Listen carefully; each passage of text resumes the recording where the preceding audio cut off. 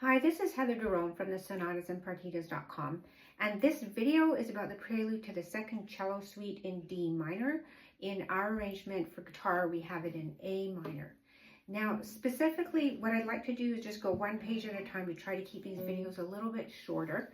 And what I want to focus on is the slurs. Now, on guitar, we have a slur, we can call it a hammer-on or a pull-off. On the violin or the cello, we'll find 2-note slurs, 3-note slurs, 4-note slurs, long slurs. They're very, very varied, and there's a lot of information in them.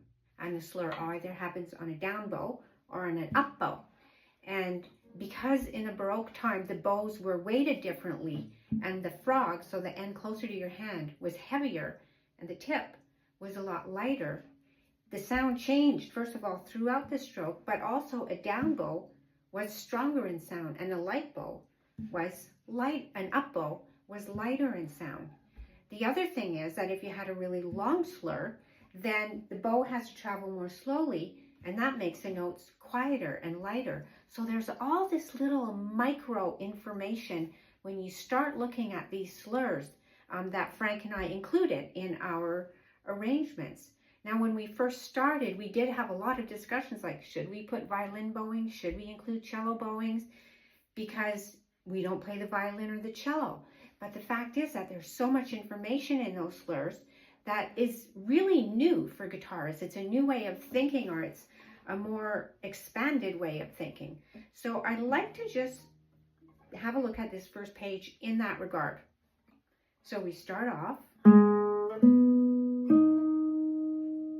Now, I suggest these first 3 notes of the opening to make them absolutely rhythmically precise. This is setting your tempo for the whole piece, and being a prelude and just the emotional impact of this piece, you're going to want to let it breathe and be elastic with the time a little bit. But it's not going to work so well if you don't actually start off really establishing what is your pulse. So when you get to this note, that note has to last for 5/16. And I suggest really making it last exactly for 5/16. And then here, we have 3 notes on an up bow. So right away, those notes are going to be a little bit stronger, and this is going to be lighter and very connected. And then we have 4 notes on a down bow. So that can right away have more power, more weight. And again, 5/16. And now we have the same thing with the weight of the down bow. And then that high B would be on an up bow, which is lighter sound. And that actually reminds me of somebody in the Baroque time was writing that when a singer sings a high note, you want them to sing it more quietly, which is a little bit contrary to what we do now. Now this one only lasts for 3/16.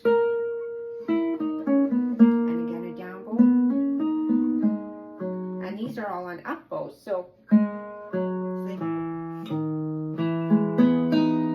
now here, these 4-note slurs, one way that we can join the notes together is to actually let that chord all ring together. Now on the cello, you wouldn't have that much sustain, but we have it on the guitar, and so we fingered it to allow for that.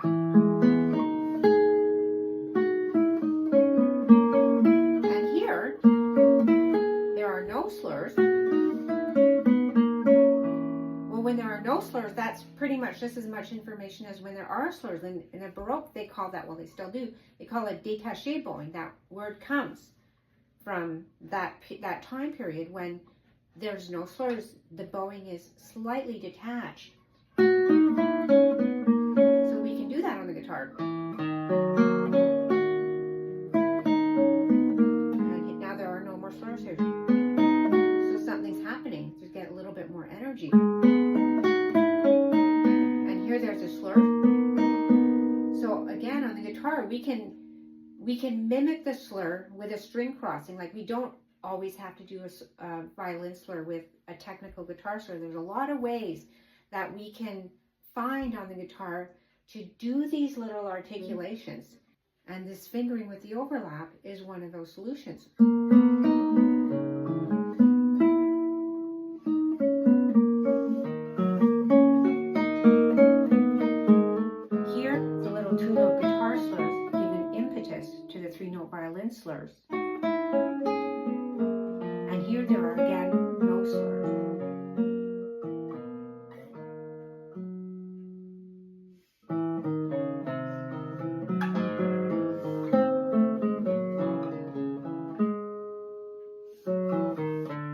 So something worth mentioning here in measure 16 and also in measure 11, where we have one note on a downbeat and then a 3-note slur. So if you think about like the pure mechanics of using a bow, if you're going to go one note and then 3 notes and then 1 note and then 3 notes, you're going to end up way over there. And so what you do instead is the 1 note, you get yourself to that spot and then you go up 3 notes, and then you get yourself to that spot, you go up to 3 notes. And so they don't, as they call it, running out of bow.